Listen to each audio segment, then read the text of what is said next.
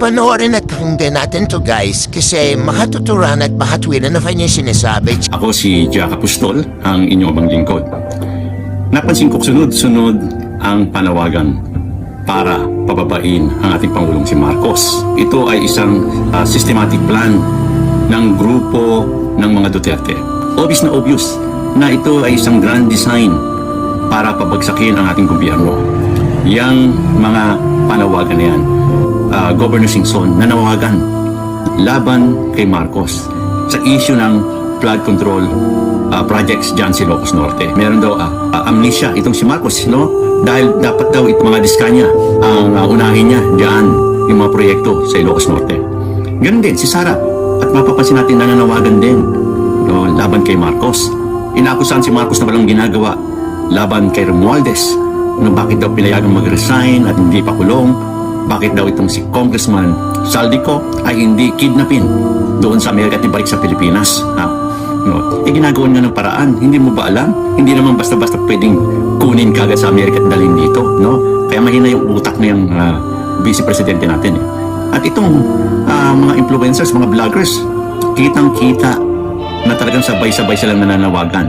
At ang masama nito, obvious na obvious na ginagalit yung tao laban sa gobyerno, no? Piliting pababain ang Pangulo at magkagulo. Yan ang purpose nila.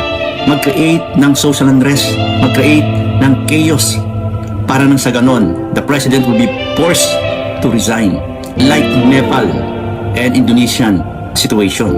Yan ang gusto nilang mangyari.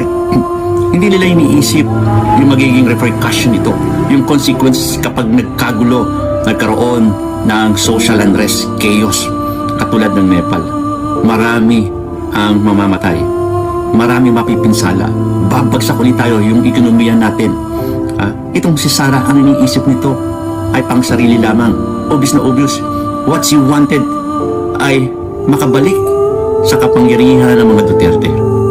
Mga kababayan, pag si Sara o ang mga Duterte ay nakabalik sa kapangyarihan, I tell you honestly, babalik ulit tayo sa kadiliman. Kaya, no, wag na natin sayangin itong panahon. Kung itong gobyerno hindi perfecto ito, I admit.